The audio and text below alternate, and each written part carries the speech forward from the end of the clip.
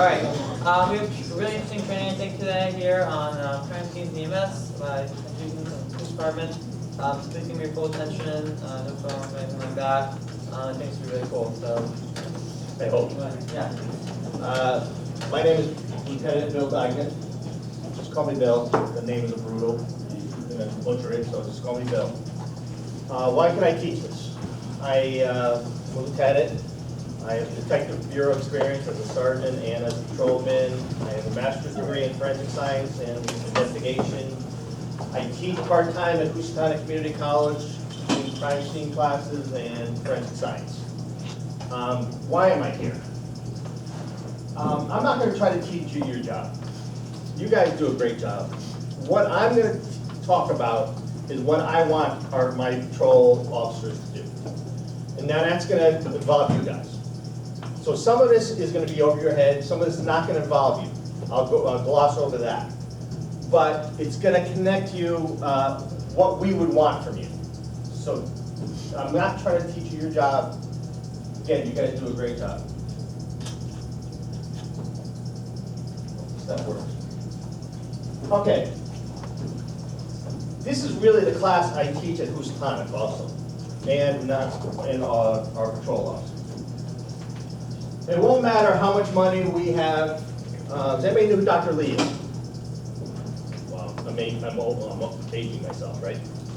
We had Dr. Lee on staff at the Darien Police Department. It won't matter how much money, how much expertise you have, if the first officer's on the scene, better word, use the word, blow. And I blew one really bad in a police department that I had. I had a suicide.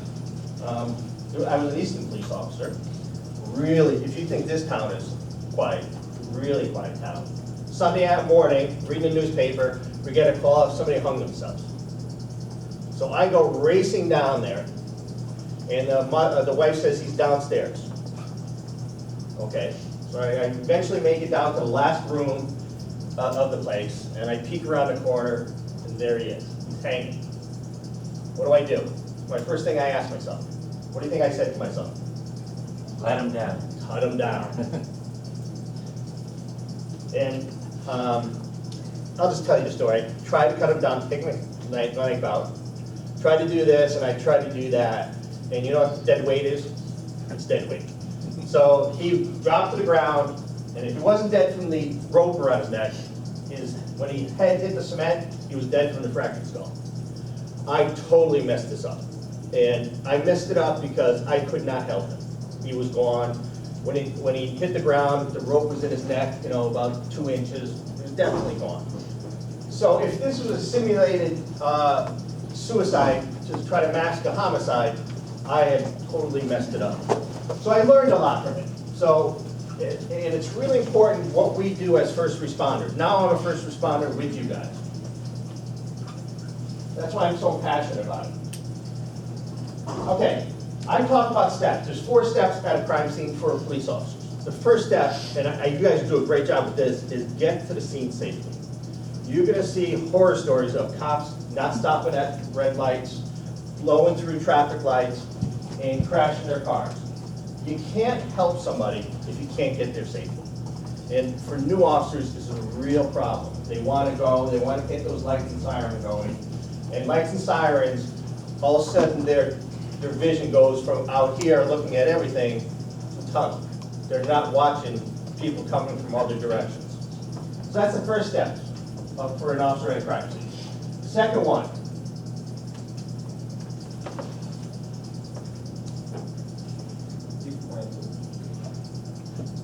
that's a short video, which the link didn't work. It's a story about a Chicago sergeant going to a burglary. You know what a burglary is? It's a property crime. Somebody broke into a house and stole something. And he crashed his car and was killed in the accident. The second step, make sure the suspects are arrested or have left. And you can't help anybody until the scene is safe. Another step you guys do really well. I hear you on the radio. Is the fire department set up? We won't go up on the highway. Again, police officers forget this step. They go right to help the victim. Unfortunately, You can't, if you're bent over, and I'm gonna show you a short video about after these 4 steps are over. If you're bent over helping a victim and or a suspect, and the suspect is still there, and he attacks you, he or she attacks you, you're gonna be of no use to the victim. Really important step. Then the 3rd step, obtain medical assistance for victims, and we as police officers can't forget the suspects. Sometimes we don't wanna remember them, but they need medical assistance also. And the last step, which can be a difficult one, is security area. Will you get anybody on the, where the baby died consecutive, almost 2 or 3 years apart? Yes. It's a difficult thing. And really, I think the second one is a crime. But at the time I was a patrolman. So if we had to secure that scene, it would have been very difficult. You would have to secure the scene. Hopefully.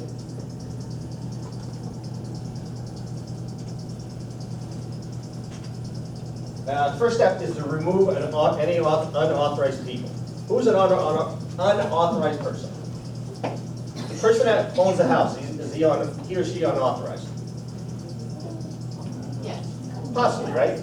Because if it's a crime scene, they don't have any access to the house. The police department own it for that amount of time. It could be fellow officers. Another crime scene that we had in Darien where the parents were bludgeoned to death, dragged out in the backyard, and lit on fire. It came in as somebody burning without a permit.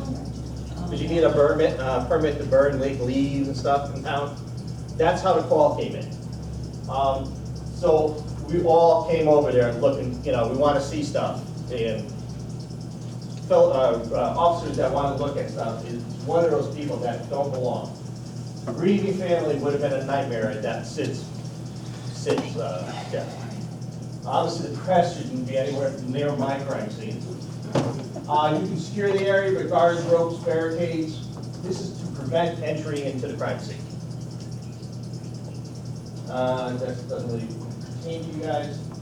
How far should you establish boundaries at a crime scene will depend on what the crime you're talking about. If it's violent crime, I'm going to show you a video again.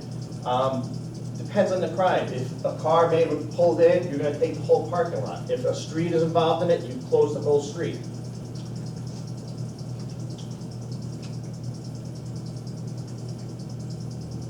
This is going to be important. An officer should be assigned to start a log. So when you guys are leaving, they're probably going to ask you your name. Anybody that came into the scene, your purpose, what time you came in, what time you left. There should be one at the front door or one at the back door. So don't take offense to it. We just have to document who was there.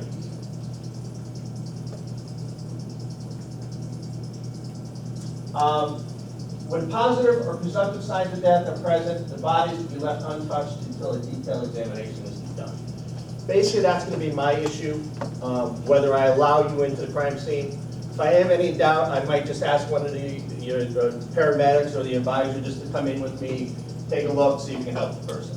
But if they're obviously dead, if they're gone, leave them alone. Don't touch the body until a detailed examination can be done. And I'll talk about what are the presumptive signs of death in a few minutes. Don't take offense to this, but our job is to control the action of the ambulance and the fire department. Fire department, not so much, but at that scene where the parents were bludgeoned and dragged out to the backyard, they were there or just about to be there.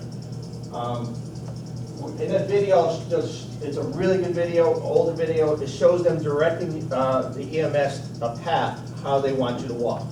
I will have a rule as a supervisor that if there's 2 EMT people per victim, if there's multiple victims, you get multiple EMTs. If you need something carried in, we will do it.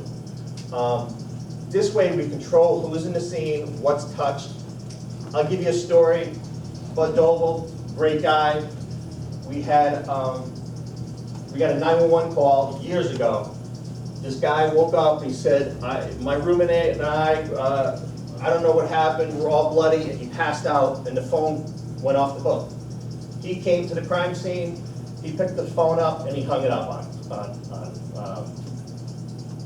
at the scene. Probably wasn't a big deal. It didn't turn out to be a homicide. It turned out to be two drunk guys that fought. Glass was involved, blood all over the place. That's an example. He altered the crime scene. That could have been, there could have been DNA evidence on that. It could have been fingerprints on that. That's not your fault. It was the officers that were at the scene. We have to control that kind of activity.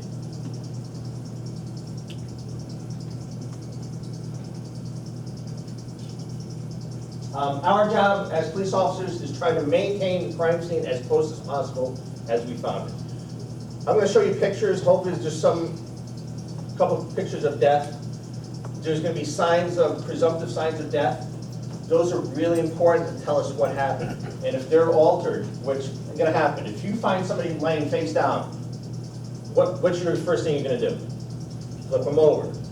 Now, one sign of death is lividity.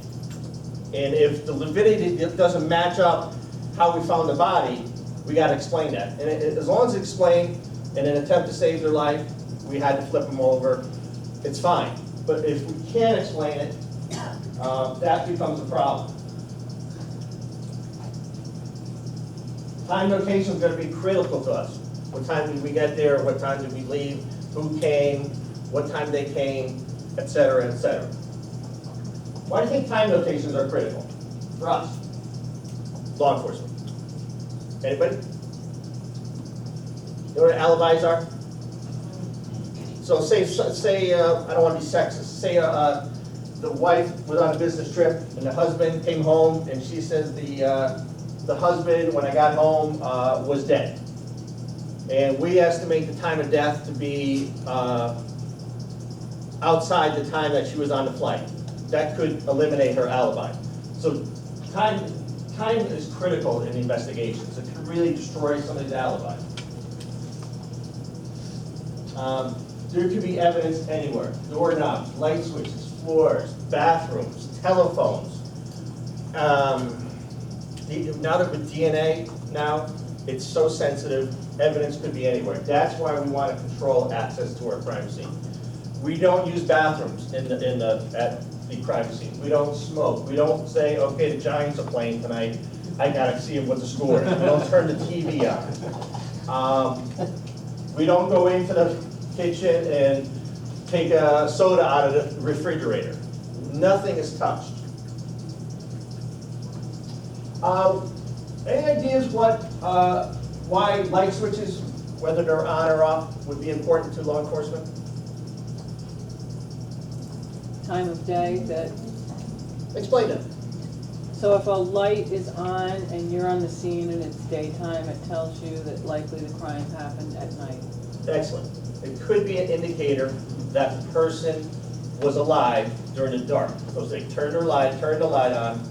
It's just an indicator. It doesn't mean 100%. How about whether the mail's inside the house? The postman always comes, drops it off at 10 o'clock in the morning. So either the suspect brought it in or the victim probably brought it in. So we know now it's between 10 a.m. and whenever you found them. Hopefully we can reduce that time frame, but that's a starting point. Meal preparation. We go there and the eggs are being cooked on the stove. It could be an indicator the person was alive in the morning. Really important information. Whether the newspapers are inside the house. When I first did this class, I used to say milk was the milk. And you guys are like, milk used to be delivered to our house. And I still have VHS tapes. At school, I go, what is this? And they're all looking at me. We have no idea what that is. Do you have an 8-track in your car? No, but at school, they still have it. Again, we're not going to use the toilet, turn on the water, eat, drink, smoke, use the phone, use towels. All vital information. Yeah, this is a short video. It's cops as actors.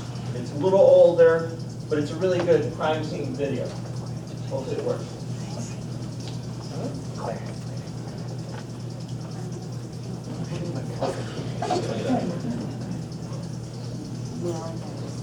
Oh, yeah.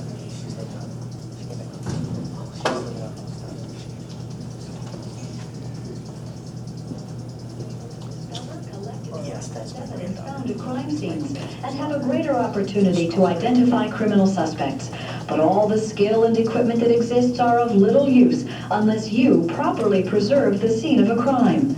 You are the crucial player in the recognition and transfer of evidence so that it can be used to identify and link an offender to the crime.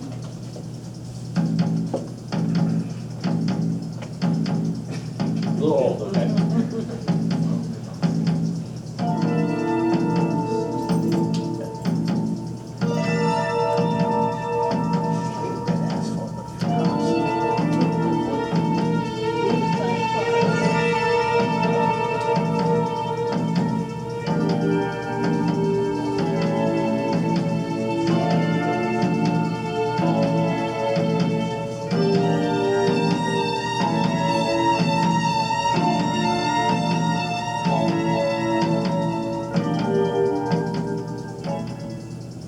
As the first one to arrive at a crime scene, your observations and actions must focus on preserving the scene for the investigators who will follow.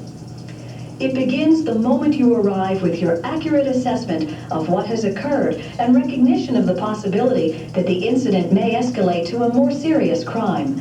Naturally, you are immediately going to see to the needs of those who are injured. But you must realize that as additional personnel arrive, the likelihood of evidence destruction becomes greater. Every person who walks about, touches, or moves anything within your scene can create enormous problems for evidence gatherers and detectives.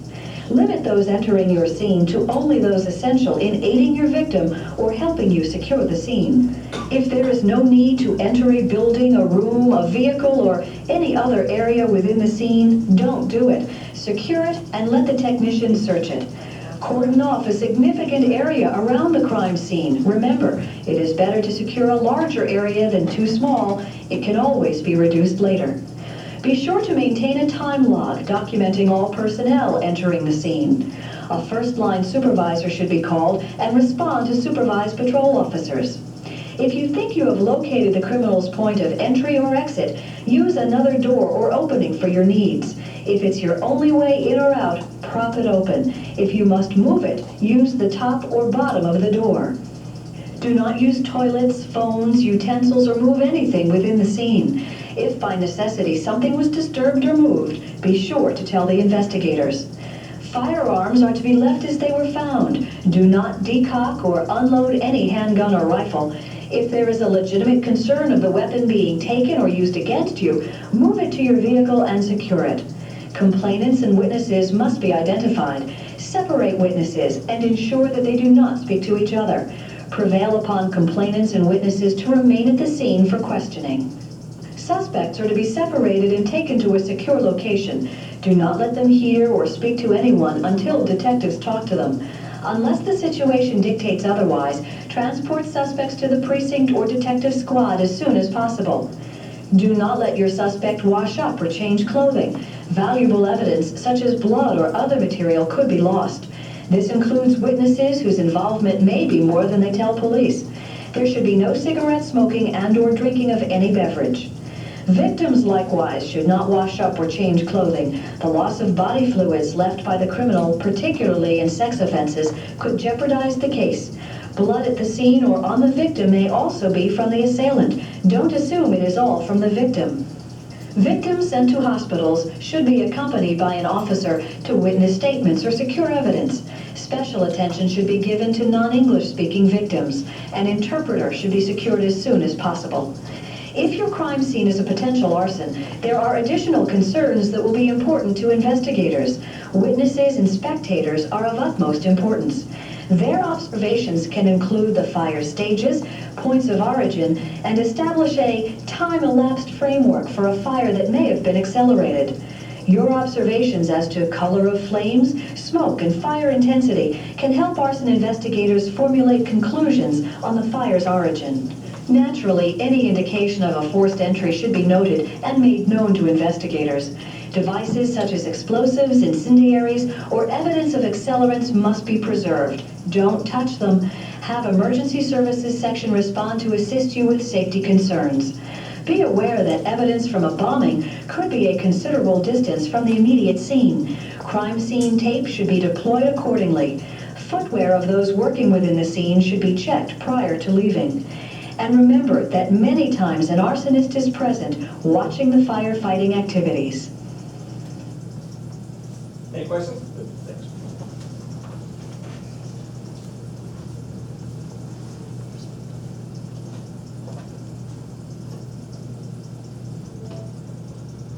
Any questions about anything? Am I going too fast? It's an older video, but it was good.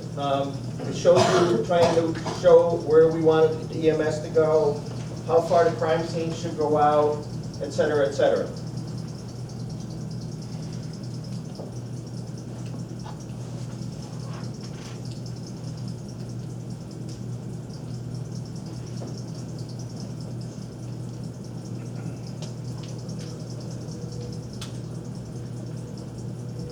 Okay, what are we going to do as far as law enforcement if we have an injured person at the scene?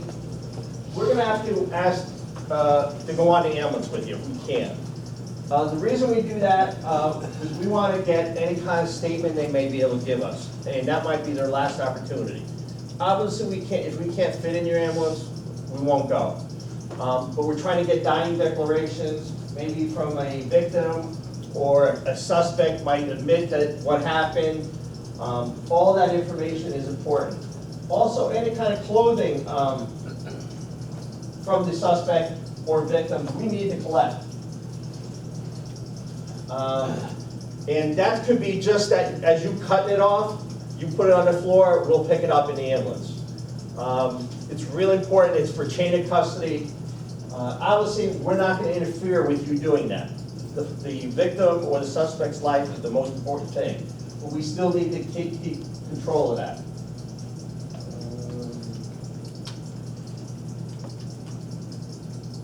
We have obviously a dead body at the scene. Where there's positive signs of death, the body's going to be left untouched. We may ask or may not ask one of you to come in just to say, yeah, that person's gone. I mean, I can do it as a police officer. If the person's head is missing or it's obviously been days, weeks, we're not going to ask you to come in. Just, it's not necessary.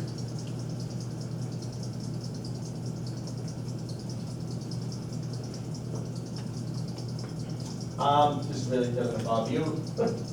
Our medical examiner is going to be really important to us. They're the doctor that comes out to the scene. That's going to give us a actual time of death. They're going to put a thermometer in the person's liver and give us a body temperature. And we'll talk about body temperature, the importance of that in a minute. What do we do with firearms and ammunition at a crime scene?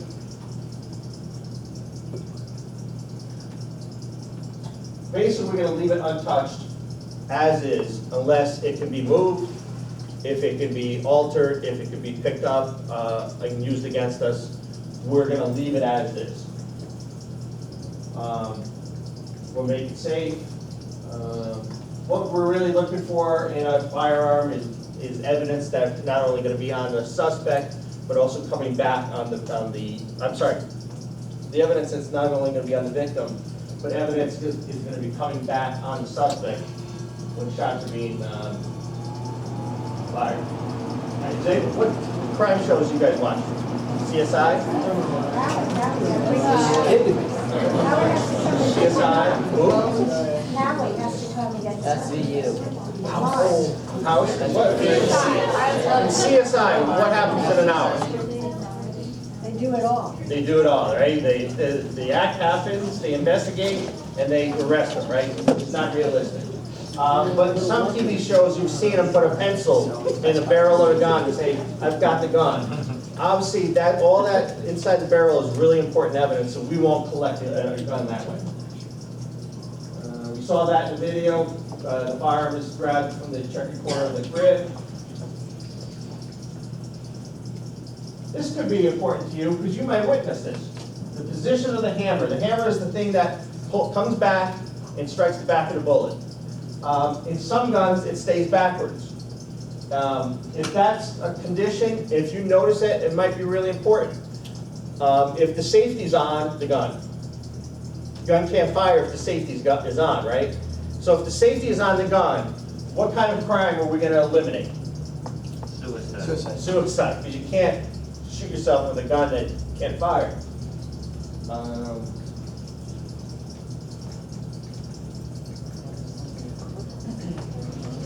When they came to you. Okay, indicators of suspicious death.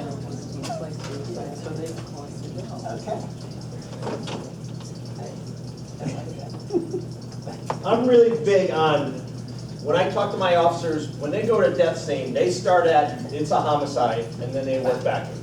And that can be done pretty quickly.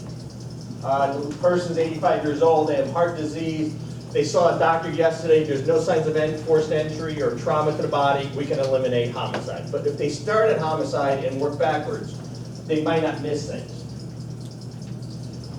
Things we'll be looking for is forced entry, or windows pried open, doors kicked in, et cetera, et cetera. Signs of struggle, furniture knocked over, torn clothing. And we gotta start thinking, it's not just your person like that is robbing the place. It could be domestic violence you might be walking into, which is, it really is still a homicide. Body trauma, the body has to be examined for weapons, evidence of gunshots, stab wounds, bruising. I don't want to do it. And when I was a patrol officer, I really didn't want to, pull that nightgown off or slightly. I just have to make sure there's no signs of body trauma. I'm not missing something. Age, medical history of the victim is not consistent with natural causes. Suicide notes are all indicators of suspicious death. Okay, presumptive signs of death. Does anybody know these? Okay, rigor mortis. Rigor mortis, that happens right after death. The muscles relax and then become rigid.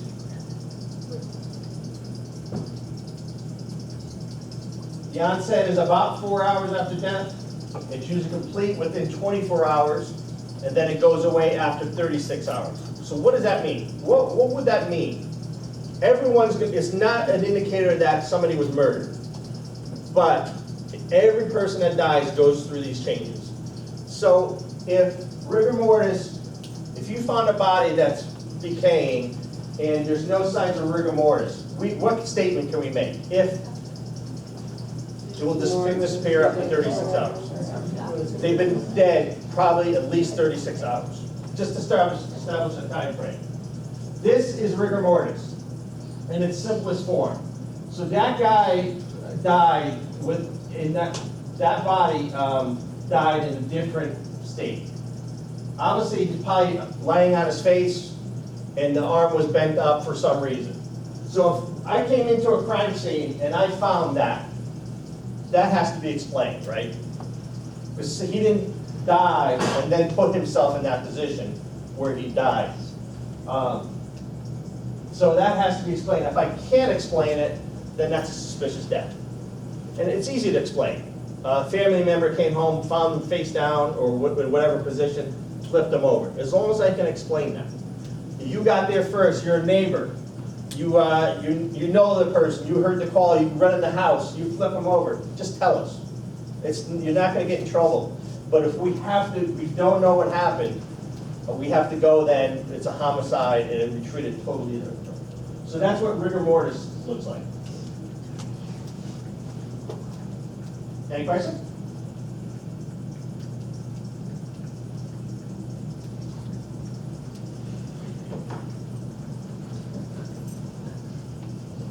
Oh, there you go. Livor mortis or lividity. This happens approximately half an hour after death. When the body stops, the heart stops pumping, blood will settle in the closest point of the gravity will take over, and blood will pool in the lowest point. It's the early stages of decomposition within 30 minutes and can continue up to 12 hours after death, at which point it can't be altered. Which means, if we find a body and within 4 hours you move the body, lividity will change. After 12 hours, it can't be changed. The color of the skin will appear reddish or dark blue in the parts of the body closest to the ground. The skin will not be discolored in areas pressing against the hard surface. So if somebody died laying on their back on this table, the shoulder blades would be white, The area around it, that's the parts pressing against the table. The areas around it would be red. Again, these doesn't indicate homicide, but it's just a part of the death process. Again, this is lividity. So the person died on their back, the butt, shoulder blades are white because it was pressing against whatever surface. And it can tell, it's giving you an approximate time of death, and it can tell if the body's been moved. Really important stuff. So if you move your bodies, just let us know. It's not going to be a problem. But you have to help your victim first. That's lividity. And last is presumptive indicator of death is body temperature. That's a big word for it, algor mortis. It's a process where the body will continuously cool after death until it reaches the ambient or room temperature. So what's the temperature say on that? Anybody know, like 72 maybe? 72. And so if the person, somebody died in here and the body stayed here, it would drop about a degree and a half for every hour until it reaches 72 degrees and it would stop. That's body temp. The rate of heat loss will depend on the location and size of the body, their clothing, weather conditions.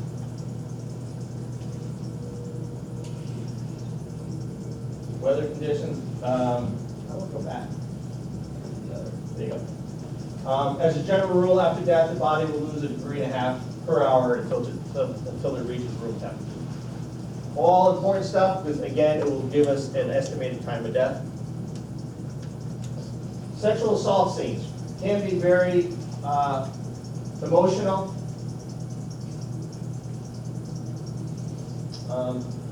In addition to all that stuff we've already talked about, we want to know if the person has showered. Have they changed their clothing? Have they cleaned the crime scene? All that is needed to be told. And sometimes you guys might be asked to ask the victim that. They might not connect with me, the victim. They may connect with you. So you might be the person that they talk to. You're a ER nurse, right? Oh, geez, but that's okay. Do you have a forensic nurse on Yes. staff? Yeah. Really, they'll handle anything for sexual assault that is So brought the in. whole team comes, Right. social worker. The forensic nurses are the greatest. They're going to collect the evidence for us. But that's the kind of information we're going to want for law enforcement.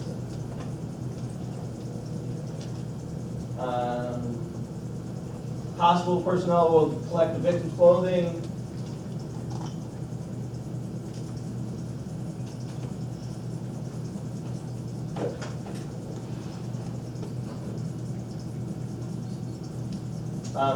All biological evidence for us, you've seen it in these crime shows, they put it in plastic, it's a no-no, it all has to be put in paper. Plastic, if you close it up, it's going to create mold, which will degrade DNA, et cetera, et cetera. Everything we do when we collect evidence is packaged in paper. Biological evidence could be saliva, semen, blood, hairs, hair roots.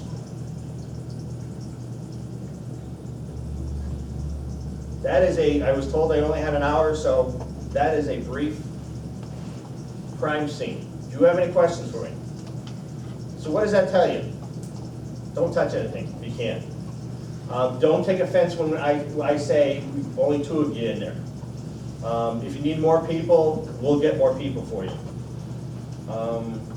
Anything could be evidence. If you find a body in bed and we ask you to come into the scene, you don't have to put a blanket over them if they're gone. Just leave them as is. Because we're trying to keep the crime scene as close as possible as we can. I got called as a detective to a house, and when I got there, it was in a bedroom, and there was a blanket over the person. And so I asked the officer what happened. The paramedic put the blanket over. That's not their fault, that's the officer. He should have said, no, just leave it as is. I know you're trying to help, but it's really important, we gotta keep it as is. If we put the blanket on, we'd be transferring fibers onto the body, et cetera, et cetera. You guys do a great job in those 4 steps, you really do. You do it better than us. At least definitely the first 2 steps. Getting there to the scene safely and waiting for the scene to be safe. Questions? And going back to when you have a suspect in the ambulance and a police officer comes along, if the suspect is alert, will the policeman actively interrogate or just listen? Listen. Okay. When I teach these classes at Houstonic, I talk about ways we get, everybody know Miranda? We have, if you have custodial interrogation, you have to give them their rights. So to avoid that, you just don't ask questions, you listen. People want to talk to us, especially in the heat of the moment. People may not talk to us, they want to talk. And if we just listen, we can learn a lot. So that we won't talk, we won't ask anything, we're just there to listen. We won't be in your way, we're just going to be off. If they might say who their assailant was. Does that answer your question? No, we're not going to be interrogating. We're just going to be listening. And any evidence that may fall on the ground, we'll take note of it and collect it later. That's the only reason we're going to be in the ambulance. But if you say we don't have enough room, we can't work, we won't go with you.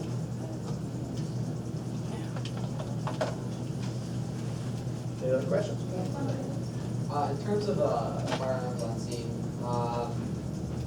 this is up to Project over moving that, but like at what point, what percentage would make it unsafe, like in terms of where it is? Crowd is forming, it's an outdoor scene. Missouri, where the big problem is right now.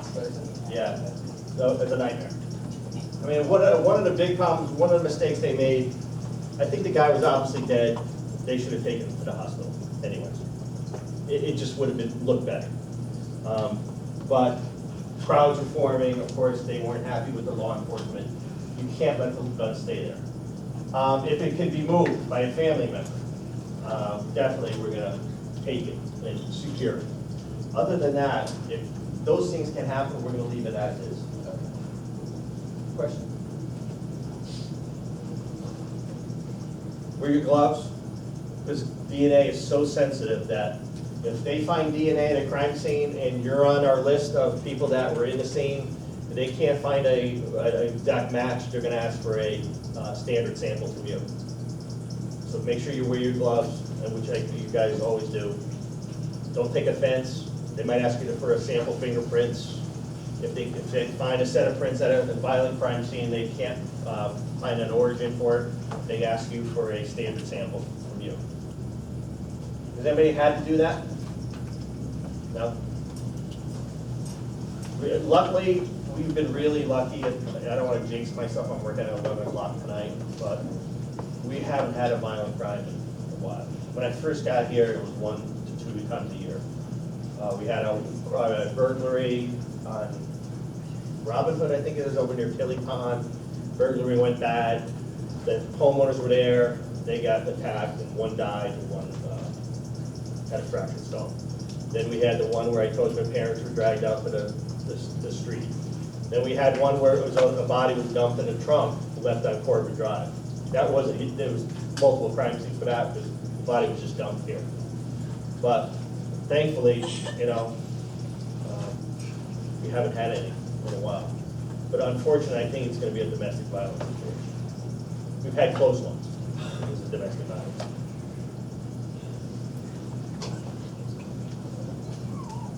I work 11 to 7 now. If you have any questions, Marilyn has my name and email address. Did you guys help you or confuse you? It's weird to be on this side. It's weird to be on this side. I'm sitting over there like, for the EMT classes, but I appreciate it. Any other questions?